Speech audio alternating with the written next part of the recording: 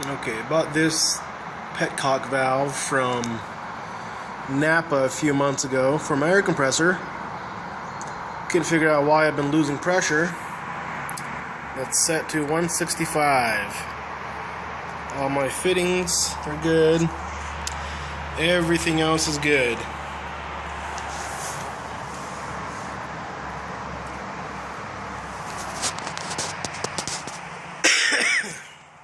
I think I found my leak. Just some soap bubbles sprayed on there, and voila.